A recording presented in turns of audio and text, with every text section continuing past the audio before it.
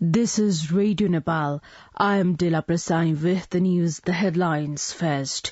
Prime Minister Pushpa Kamal Dahal Prachanda says initiatives have been taken to cut expenditure burden and number of ministries in provinces. Nepali Congress decides to file candidacy for presidential post. Finance Minister Bishnu Prasad Paudel pledges to address issues faced by small and medium-scale industries. And Turkey's President Erdogan tells Sweden not to expect NATO-backed support.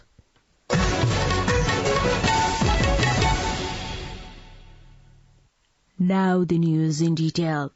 Prime Minister Pushpa Kamal Dahal Prachanda says he has proposed to cut the expenditure burden and the number of ministries of provinces. During a meeting held with a team of ministers, lawmakers and political leaders of Sudur Paschim province at Balwatar yesterday, Prime Minister Dahal said ministries of some provinces had been cut down. The Prime Minister mentioned that the centre cannot interfere with authority or provinces as they are autonomous and the Constitution has clarified their work. Prime Minister Pushpa Kamal Dahal Prachanda and newly elected Speaker of the House, Devraj Khimire, held a meeting yesterday. Matters related to the country's contemporary affairs were discussed in the meeting held at the Prime Minister's official residence in Balwatar.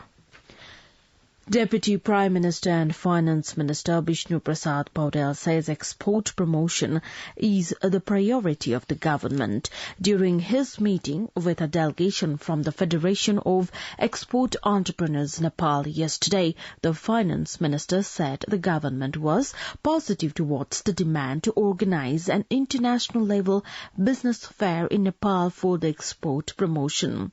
Meanwhile, Finance Minister Paudel said the start-up work procedures and provision on project loans would be implemented soon.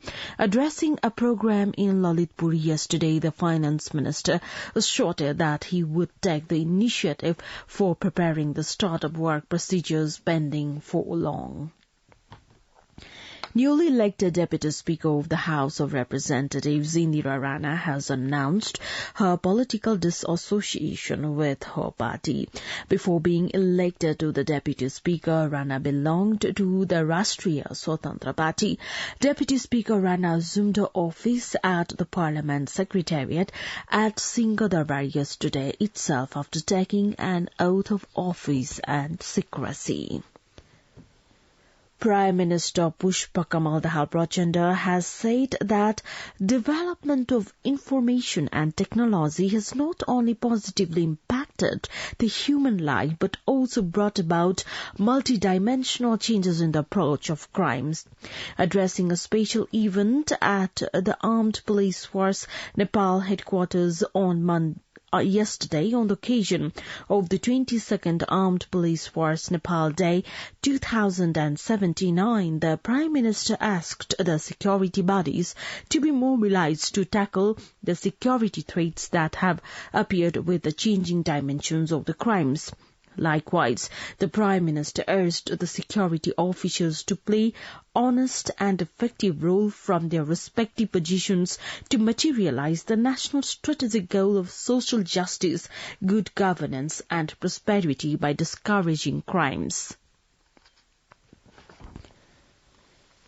Deputy Prime Minister and Home Minister Ravi Lammichhane has appreciated the significant role that the armed police force has been playing in the country's internal peace and security, border security and disaster management. Speaking at a function held to mark the 22nd Armed Police Force APF Day at the APF headquarters in Halcho, Kathmandu yesterday, Home Minister Lammichhane also lauded the role of the organization in security of important establishments and individuals, industries and revenue collection. The Home Minister also expressed the belief that all the members of the Armed Police Force would work to make the organization vibrant while assuring continuous support from the Line Ministry. On the occasion, Inspector General of Armed Police Force Raju Aryal said that Armed Police Force has proved the rationale of the organization after passing through various tests.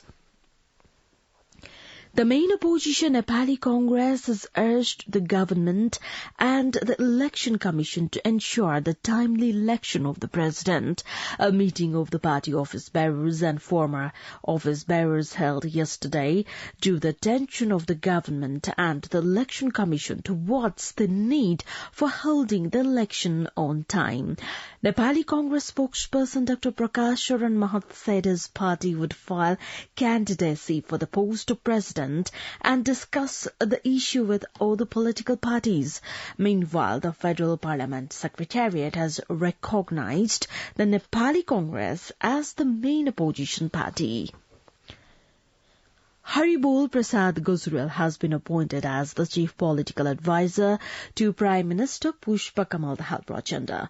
He was appointed as the chief political advisor by a meeting of the Council of Ministers on January 19 with minister-level hierarchy and benefits. Similarly, Dr. Bhim Prasad Shrestha has been appointed as the vice chairperson of the National Planning Commission. The National Assembly Sustainable Development and Good Governance Committee has directed the Ministry of Education, Science and Technology to ensure that the school textbooks would be supplied to all schools and students in time in the next academic year. Committee's President Prakash Pantha called to the serious attention of the Ministry to ensure the textbooks reach the hands of the students and schools well within time in the next academic session. Minister for Culture, Tourism and Civil Aviation Sudan Kirati has directed the Civil Aviation Authority of Nepal CAN to manage the time schedule of a flight. Minister Kirati made the direction to Executive Chairperson Yuvraj Adhikari yesterday during his inspection visit to the office of the CAN. Meanwhile, the Civil Aviation Authority of Nepal CAN has directed the Nepal Airlines Corporation NAC to suspend its 5 pilots for disobeying the instructions given by the Air Traffic Controller ATC of Hong Kong, the Autonomous Region of China, while landing the plane. Spokesperson of CAN, Jagannath Niruline, confirmed that the NAC was directed to suspend its 5 pilots for not abiding by the rules. Deputy Prime Minister and Minister for Physical Infrastructure and Transport Narayan Kazi Shrestha held a discussion with Indian officials on the progress and problems surrounding the projects funded by the Government of India. During the courtesy meeting in Kathmandu yesterday, the Transport Minister urged the Indian team, including Additional Secretary of the Ministry of External Affairs of India Prabhat Kumar, to expedite physical infrastructure projects funded by the Indian government. Deputy Prime Minister and Minister for Energy, Water Resources and Irrigation, Rajendra Lingden, has said the agenda of Hindu nation would be further strengthened. Deputy Prime Minister Lingden said this while inaugurating a newly constructed building of Bedanga Sanskrit School at Sadhutar of Arjundhara Municipality 1 in Chapa district yesterday. The school was set up under the President Education Reform Program. The National Human Rights Commission and HRC has signed a separate memorandum of understanding with UN Women and UNFPA for the protection of human rights of women. At a separate program organized yesterday, Acting Secretary of NHRC Murari Prasad Karel and Country Representative Navanita Sinha of UN Women and Country Representative Wan Yong Hong of UNFPA signed the MOU. The MOU states that the two sides would move ahead in a coordinated and collaborative manner on different issues including gender equality, rights to reproductive health, reducing violence against women, and women's rights. You're listening to Radio Nepal 8 AM English News Bulletin. We continue with the international updates now. Sweden should not expect Turkey to back its NATO membership bid, Turkey's President Recep Tayyip Erdogan said on Monday, days after a copy of the Quran was burned in the Stockholm protest. Sweden applied to join NATO after Russia invaded Ukraine. Erdogan condemned the latest protest carried out by a far-right politician from a Danish party as blasphemy not to be defended by free speech. The Swedish government also criticized the protest. Sweden, along with Finland, applied to join NATO after Russia invaded Ukraine, but the recent protests have heightened the tensions. Pakistan suffered a huge power cut early on Monday following a breakdown in its national grid, leaving millions of people without electricity. Power was out in all major centres, including the biggest city, Karachi, and the capital, Islamabad, as well as Lahore and Peshawar. Power Minister Karum Adastagir said the grid failure followed a frequency variation in southern Pakistan. Electricity had still not been restored in many areas. Now the general weather forecast for the country for today. Forecasting division says the weather is likely to be partly to generally cloudy in Gandaki province, Lumbini province, Karnali province and Sudur Paschim province, and partly to mainly fair in the rest of the country. Light rain is likely to occur at a few places of Gandaki province, Lumbini province, Karnali province and Sudur Paschim province. Chances of light to moderate snowfall at some places of the hilly high and mountainous region of Gandaki province, Karnali province and Sudur Paschim province. Kathmandu's weather report now. Maximum temperature of 22 degrees Celsius and minimum temperature of 4.3 degrees Celsius. With this news, we have come to the end of this bulletin, but before we wrap up the headlines once again.